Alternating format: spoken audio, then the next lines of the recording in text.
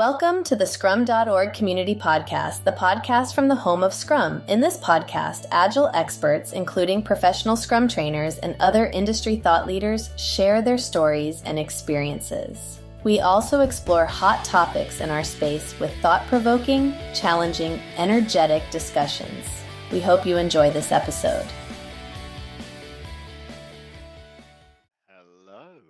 Welcome to the Scrum.org Community Podcast. I'm your host, Dave West, CEO here at Scrum.org.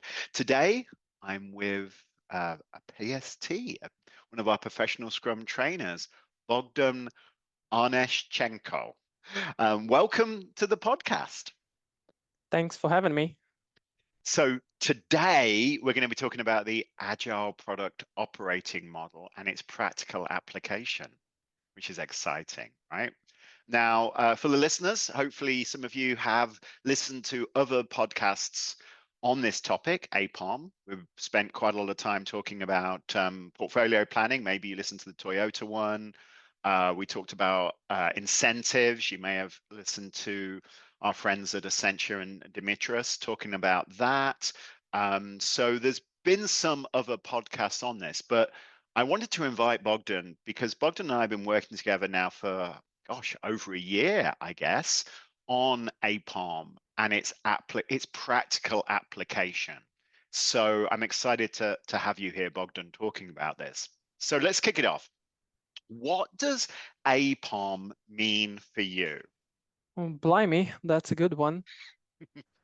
This is the way to release knowledge and expertise that is way beyond Scrum, because normally we mostly talk about Scrum, but when you try to apply Scrum, you always run into this different problems and issues that you have to solve, where you have to organize the team, you have to motivate the team, you have to have some incentives and rewards, you have to deal with vendors and contractors, you have to balance the discovery, delivery within the development process, you have to think about strategic decision and small tactical decisions.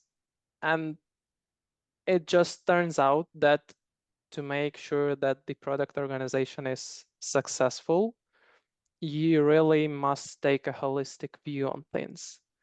And I feel that APOM is the way to crystallize all those things that have been learned by myself, by other PSTs, by smart people at Scrum.org, and put it all together, make some meaning out of it.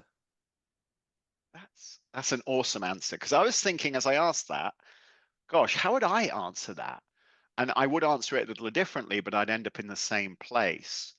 You know, ultimately, to be successful with Scrum and agility in general, you need certain things in the environment you're working in. And those things need to be aligned so they don't undermine transparency, they don't undermine frequent delivery, empiricism, self-organization, all the things that we talk about. And there's many things that do. And what we have discovered as a community, and I'm just writing it down really, and maybe I've had some experiences myself, is that if you don't think this holistically and you don't think about how all these things impact each other, you end up ultimately undermining these teams and not allowing them to deliver on their potential. And that ultimately means more value, it means more happiness, which then means more value, and then the world is a better place. So yeah, I think you nailed it. And I think that the thing that's so interesting about APOM and is that it has a perspective on all these things, but of course all these things might not be aligned, but that's okay. It's gonna have an impact, and it's making sure that impact is more transparent, which is really, really cool. So I loved your answer, Bogdan. I'm sorry I put you on the spot. And did you notice, listeners, he said blimey? So that proves that he's been speaking to me a lot, because that's a very English expression. Thank you for that. I appreciate that. Okay, so that was a really nice sort of definition of how what APOM means for you, but what do you think it means for other people? What are the practical applications of all this work that we're doing around APOM today for people? I feel that first and foremost, it would be amazing to have a body of knowledge that encapsulates various different aspects of how product organizations who are successful do operate, and allows uh, anyone to assess themselves and try to understand what they are good at, what they are potentially could improve, helps them, say, redefine or define the products in the way to focus on outcomes and value delivery, not some org charts or projects or some systems. It would help drive decisions on portfolio level better. It would suggest the path to change by taking it one thing at a time, one product at a time, and incrementally moving to a better place, a better spot that you are now at.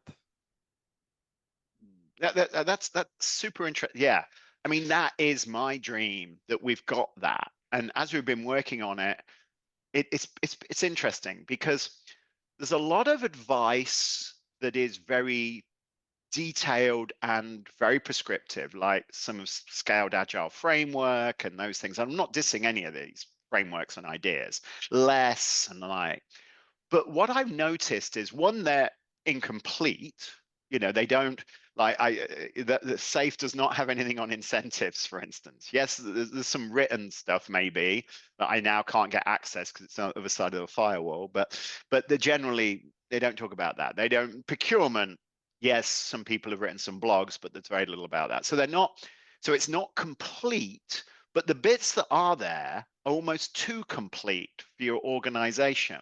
So what I think you and I have been sort of wrestling with, and the community on whole, but obviously it's just you and I talking at the moment, is how do we balance the prescriptive, getting really down in details and trying to build this body of knowledge that is complete, but is flexible enough for an organization to say, hey, we've got these things, this is how we're doing it. How does that fulfill? And I think we've come to this idea, and it's evolving, is that it's going to be principle based. The white paper sort of alludes to it, but we're sort of moving that way.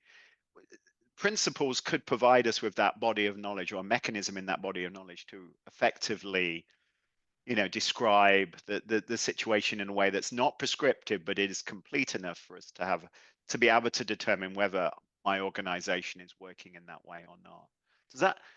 That's how I'm feeling that the practical elements of APOM are emerging. Well, you're spot on here, because I feel that principles are to be enshrined in practical applications specifically. So this is not something that someone has invented. There are over 300 PSTs who are lucky enough to be working with different clients all around the globe in different environments, from smaller startups to large enterprises. And as you work and as you observe stuff, patterns emerge. And if we see that something is working and we know it's working regardless of the environment, then it's probably a good thing that people are doing. Can we learn from that? Can we frame it in a way to help people make decisions based on those principles? That would be a challenge that I think we should be and will be tackling next. But in the essence, it comes down to not inventing stuff, but understanding what works and why it works. How do we generalize it in a way that people can take and apply regardless of their current environment? Exactly. I mean, it is funny you say, it providing a way that describes these ideas in a mechanism that allows people to effectively say, okay, that's why, oh, we're not doing that. That might be okay, but this is going to be the implication. And it's funny because Scrum's been around 30 years, or we're coming up to its 30-year anniversary. And I talk to a lot of organizations about Scrum, as you do, Bogdan. And it's funny, people go, you say, if you ever ask, why do you do a daily? Why do you do a sprint review? Most people get why they do sprint planning, but why do you do a retrospective? It's funny how people have got so focused on the mechanics, and that's true of a lot of these operating model, a lot of the, not necessarily operating models, but the elements of operating models. And they sort of forget the why. It's like the Spotify model, right? Really good set of fundamental ideas. However, if you apply it without thinking about the why, the underlying principle, as it were, and understand that, you end up in a bit of a mess. And I think it's trying to describe it in a way that allows that. I think it could be an incredibly powerful tool, and we're starting to do that. Of course, it is, as you said, a work in progress, as it were. All right, so I want to take you somewhere else now, a little bit about operating models. Why is it an operating model?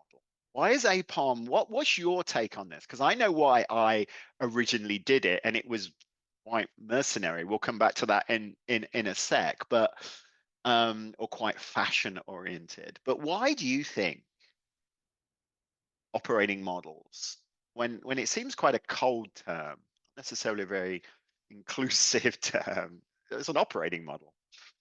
So why do you think we do that? Why is it called an operating model?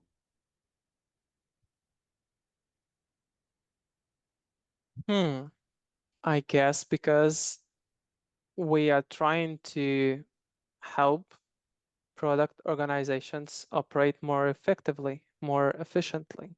We already mentioned that we must take a holistic view when it comes to how things are done, because with a simple butterfly effect, the clip of the wings somewhere in legal department can just result in catastrophic storm elsewhere, and vice versa. So you really have to take a step back away from specific methods and tools and frameworks and look beyond the organizational design or beyond how you deliver or how you discover the customer needs or how you leverage technology, unless you take a good look at the big picture and try to understand how it all works together and see for yourself that you can't leave something unattended. You can't outsource lots of stuff and still hope for technical excellence, because we all know how well it went for Boeing and number other companies, right? Yes. So we are trying to underscore one important thing, that if you want to succeed, you must take care about many different things at the same time. Of course, not all of them at the same time, but you have to understand the connections, the dependencies, the boundaries you're operating in, the wider company context, and it all has to work together. If there is diluted accountability, if there is siloed structure, if you just outsource risk without thinking about it, then you are doomed to fail. And we've also seen countless examples of exactly this happening. And we are trying to draw knowledge as from the companies and teams that succeed, but also try to avoid the mistakes of the companies that have failed. Why did they fail? What went wrong? This is something that we are keeping a close eye on and studying carefully to make sure that whatever a POM will have will be worth it. It is interesting to talk about failing companies. And fail is maybe a very strong word. We live companies get away with it quite a lot when they're not as good as they could be. That obviously you can always change it a moment, but it's funny, whether it's Sonos, whether it's Boeing versus, SpaceX, whether it, when you look at these organizations, it is possible to see the fundamental mistakes that they make. And those mistakes aren't that these companies are all great, companies with great people in them. But the problem is the silos and the disconnection of the model have implications. But Boeing, it was a combination of things, or it seems to be a combination of things that basically put their manned spaceflight program in a bit of a mess. But when you look at it, it's their procurement, the way in which they manage contracts. It's their underlying project management philosophy about resourcing and people. It's you start adding these things up, but they all impact each other, and they create sort of discord in the overall model. So I like the word model because, one, it makes things transparent. Two, a model you can test and look at. I think that's an interesting perspective on model. And I got fed up calling things frameworks, honestly, because we have so many of them: Nexus, EVM, Scrum, and some of other people like Marty Kagan, ThoughtWorks, McKinsey also have used the framework phrase as well, not necessarily badly, but so that was perhaps the reason why I initially called it an operating model. All right, so let's finally, and we try to keep these podcasts relatively short, and you and I can talk about APOM until everybody leaves the bar, as proven in other moments. Where can people learn more about APOM? There's obviously a lot of content around. What can we do? What are you telling your customers, your friends, your random people you meet in the street? What are you telling them where they can find out more about the Agile Product Operating Model? Well, I'm not yet going from door to door with a small pamphlet.